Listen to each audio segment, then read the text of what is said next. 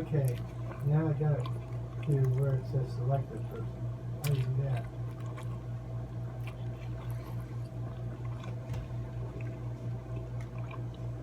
Yeah, it says. Hang on.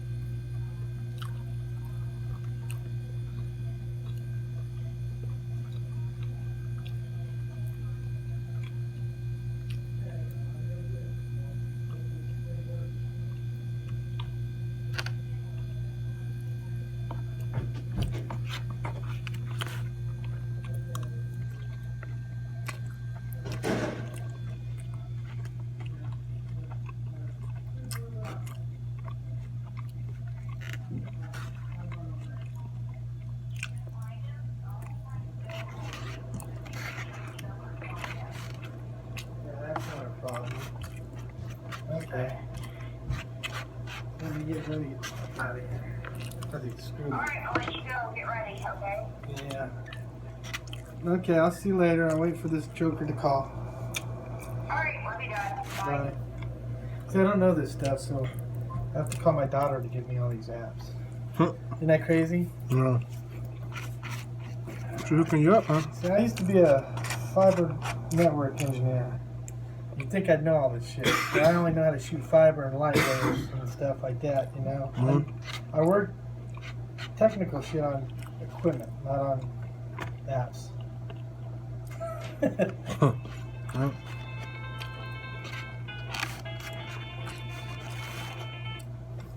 Hello? No, did I call you back? No, you did, honey. I love you. See you later. Bye. Good thing my daughter knows a lot of shit. I don't know that. And I don't know enough to keep that black tablets from fucking up. You're gonna have to be patient with that piece of shit. The software load on it is shit. I can tell you that. Because when I did all that stuff in my armed forces, and then on the optical scale, that they bought it from a second party. That's why they're having all those problems. Because they didn't buy the regular software for them. They bought some like counterfeit software. Come on, For a Schneider? cheaper price, yeah. That's why they're going through AT&T. Right. So yeah, I know it's all AT&T symbol on there. See, and a lot of stuff like is not compatible with the equipment that they bought. So and then that's just the problem they're having right now. And I said, wow, that's why when you start a network system, you always buy the software first that it should be running. Then you can copy the software after time. You know, you can call it something else in your company, but it's almost the same exact copy when you run it through your system for so long. You know what I'm saying? Right. The gear will download the product information, and then you can just run that. You don't need to keep on paying for a license. You know what I'm saying? Right, you kind of mimic it, I guess. Or Yeah, you mimic exactly. the software. It's like you're copying it. Copying it, And yeah. it's easy to do because all your systems, I don't know how they're set up, will download it. Like I know I had relays and stuff like that, regenerators and shit.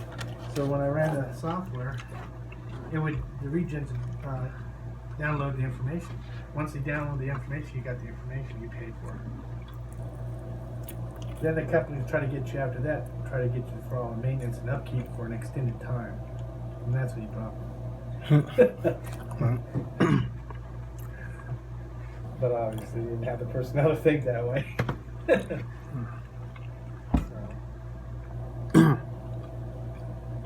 I had problems blowing that stuff out today, so. Because you have to blow it out, the old job to get the new job on there, right? Even if it's completed, sometimes it doesn't come off the board. You talking about like the loads and stuff? Oh, yeah. Yeah. So after a while, you would call these guys and just call right straight to the network people. It goes good for like a couple of weeks, and then shit, man, it seems like every time I come off, like I was out for a month this last time, and I came home for 4 days, and when I came home, I had problems. That whole month I didn't have problems with it. The tablet? Yeah. Tablet. Mm. So I know that tablet. The other thing, the bad thing about it is it absorbs too much heat in those trucks. You know, you got transistors and resistors. I mean, and those are probably changed to like chips. So you know those chips, they still are gel cooled or whatever they're cooled by. But when you magnify it with the window and it beating on that tablet, and that tablet's black, so it absorbs the heat. That's a lot more heat that it has to. Right, it'll shut down, right? Or should. Yeah, it will shut down. It will tell you that it's too hot and it'll shut down. Mm-hmm. But how much will it take before it blows that chip out? All right, yeah. You know what I'm saying? Mm-hmm. Your resistor or your... You gotta replace it or something.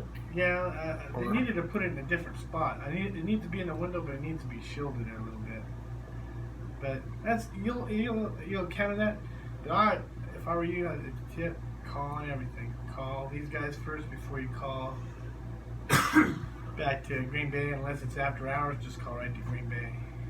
And after 7 o'clock here, no one's gonna help you out. So. That's it.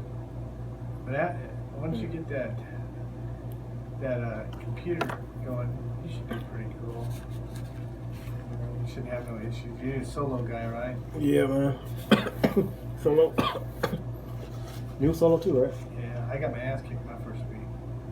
I'll tell you anyone, no joke. I didn't know shit until, and you had to learn everything on your own. Right, pretty much, yeah. You do. So, best thing I can tell you, if you have any problems, ask another truck driver. Usually the older man will help you out. Like I had a problem with that fifth wheel.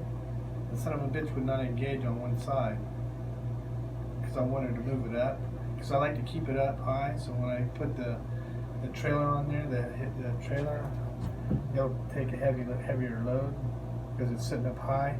And when you go to the state of California, they'll measure it from the fifth wheel, where it drops into the shank all the way to the back tire. On your trailers, you don't have to worry. Your trailer will say 40, 40 legal, 41, 42, 43. It'll tell you how many feet you are. In California, you have to drive 40. So, like when I carry a heavy load, and I always keep it up on top of that fifth wheel, all the way up to the truck. So that's my priority. Right. But I don't have to shift it on a real heavy load. That's the only thing. But you can tell when that load is heavy because when you start going, see, I won't weigh anything because I know if it's not shaking me, it ain't doing nothing. When I stop and start, you can feel that little gap where you can feel the trailer moving back and forth on that fifth wheel. If it does that, it's a pretty heavy load. That's the only time I go and get it weighed. What's that? I had one guy here give me a fucking heavy one when I was first here with beer cans, and it was too fucking heavy. So I had to fucking figure out how to shift the weight when I got it. So if it's, the weight is heavy in the middle, you have to slide your wheels until you can even out the weight on the tailgate. You slide towards the weight problem. Right, okay. Yeah, that makes sense. Yeah. So that's how I learned the hard way. It's like the second load I had. I got it pretty much evened out. The only thing is I couldn't, even though I got it up high on the fifth wheel there, all the way to the end, it was still like 12 something over, but I had a full tank. So by the time I got rid of enough fuel, it's under, but really you're rated for, instead of 12 on the front axle, with those tires you're rated for 13, so they won't see nothing. Okay, you can be over a little bit. Up to 13, so. And it depends, like when you weigh your vehicle, always check on the weight, how much gasoline you have in your vehicle. Usually when I try to give these guys the receipt, because I leave the receipt when you take the truck, and how much it weighs, it should be at least under 12, 34, 34, so. How much is a full tank weigh? Not the actual fuel. Well, it weighs quite a bit. I think it's 8 pounds per gallon. 8 pounds per gallon? Is it? So, maybe not that heavy, but around that much. It's heavy. But like I said, that's how come when I weigh it up, I'll fuel it up and then weigh it up. And that's only going to probably do anything for your front, your front axle. Your back two axles might make a little bit of difference, so, but definitely not the rear end. Yeah. But I learned a lot of shit the first day. But like I said, don't be shy. You gotta ask because you ain't gonna get no help. And some of these DBs don't know. Right. Yeah, they don't know enough, or I don't know. But you can do what you can. I had since he didn't know, I talked to that other guy there because one of the first things I ever had was when I was sliding those tandems back and forth. The damn thing wouldn't slide, and I pulled the pins and everything. I see the pins go in, it wouldn't slide. So I called in there and go, "Hey man, because I read the manual before I call him. Read the manual. I pulled that damn thing, I rocked it back and forth, and it's still jammed." He goes, "Well, what you have to do is you have to go in that vehicle and really slam it back, and slam it forward, because it's rust or something that's rusted in there." So I went in there, I kicked it back, kicked it forward, and it slid. So, but when in doubt, always read that manual. I've read it. That's how I got to learn to do that. I was lousy on that tablet. Didn't know shit. I didn't get a chance to do much because there's like two of us who were driving together for that driving team, and so I kind of fucked myself on that. So I read that a couple nights. Now I know how it works. So. It's pretty simple. I mean, once you get used to it. It should be simple. When it starts making mistakes, you remember to reboot that piece of shit, and then turn it off and re-log in. And like I was trying to blow that thing out, and the lady told me log out, then reboot, then log in, and then it blew it out somehow. But it's because the software's hokey, so it's not going to be your use of it. It's going to be what you see on the software. Right. So you got to do a lot of reboots. What I do now is like every time I have to reboot that, when I have to go, like sometimes it won't let you get off, go off duty, You know, so you can go take your piss or take your break. So it stays on duty. So until you had to restart it. So on the on duty part, I always put I had to reboot your fucking computer for 8 minutes. Oh, right, yeah, so you won't get violation or anything. It's no big deal, but I just tell them that so they can fix the problem. They'll never fix it unless you complain about it. Right. That's all. But good luck, man. All right, thanks, man. Thank you.